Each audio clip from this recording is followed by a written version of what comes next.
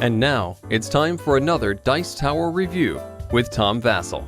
I'm always talking about games with the same old theme. So I'm very pleased when I see a game that has a theme that's not used at all that I can see, and that's what Ablaze has. Fighting woodland wildfires. A theme that is admirable in a sense. I mean, it's something that we want to be for, the people fighting these forest fires, and the spread of a fire and fighting the fire sounds like it would make an excellent game. And there are people who enjoy the game. While this has been published by Mayfair in 2010, it was originally published several years ago, and the idea is very good.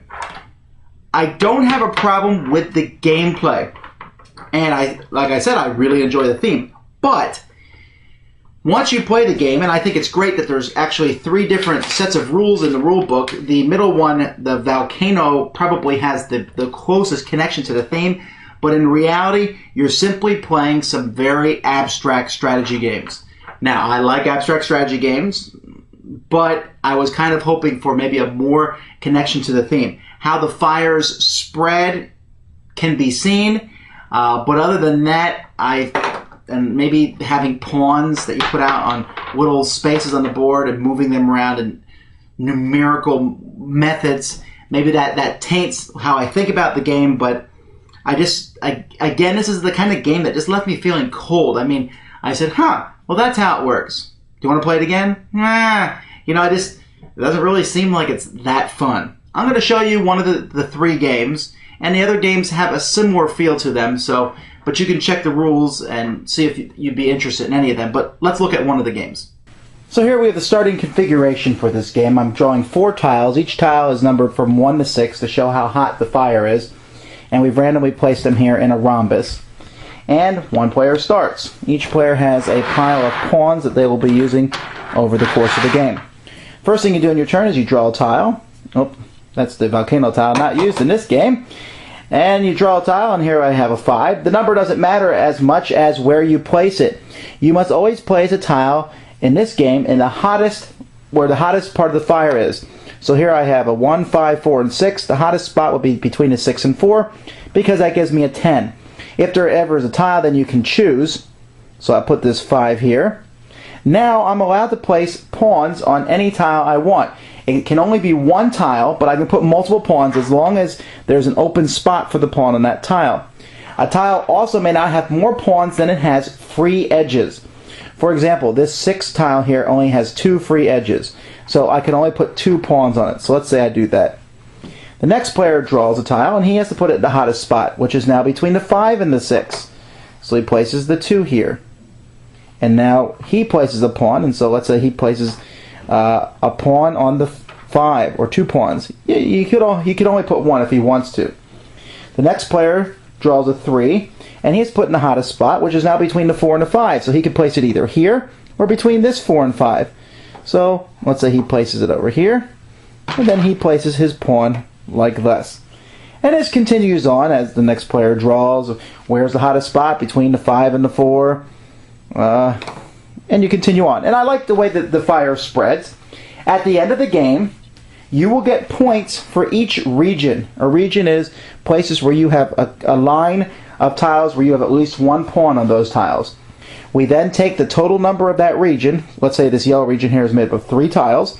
4 plus 6 plus 2 is 12. Then divide by the smallest number, 2. And that would be worth 6 points. However, if for some reason your region is completely surrounded and does not have at least 1 tile at the edge of the fire, let's say it looked like this, then you score, well, I guess I'd have to block this one off here too. Then you score 0 points. So ideally you want to get your regions to include a number 1, because dividing by a 1 is a good deal, and have at least 1 tile near the edge. The higher numbers offer you more points, but because they're higher numbers, the fire is going to burn greater next to those. There's a variant where you can flip tiles over and use the flip side of the tile, 0, which means the fire is going to burn less in that spot, but then you don't get to put any people out. There's a cooperative variant. There's a variant where there's a dry season, so you take out all the 1s, which will basically just change scoring. So that game is called Wildfire and handles from 1 to 4 players.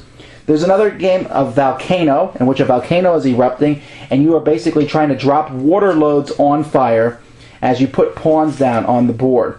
And then there's On the Run, and this is a game that's very similar to the one I just mentioned. Tiles aren't placed in the hottest spot, they're just placed next to the tile that's the hottest.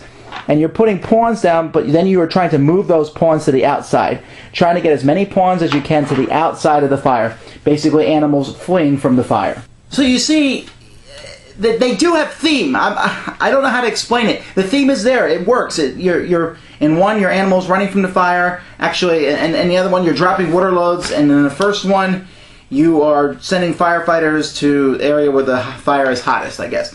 But when you're actually playing the game, you don't think, ooh, firefighters coming around. No, you basically just say, oh, I'll put this one here and get the numbers right.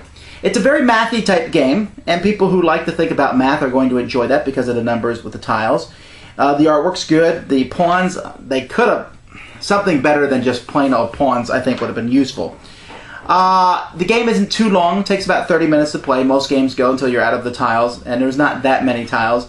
And so it works, but for me, I found it more of just a meh game. Not because it was a bad game design, but because I just didn't really feel anything after playing it. I played it and I said, huh, what do you know, that's different, but not different enough that I want to try it again. Thanks for joining us today. For more written, audio, and video reviews, as well as the #1 board game podcast, check out the website at www.thedicetower.com. Until then, this is Eric Summerer, and you've been watching The Dice Tower.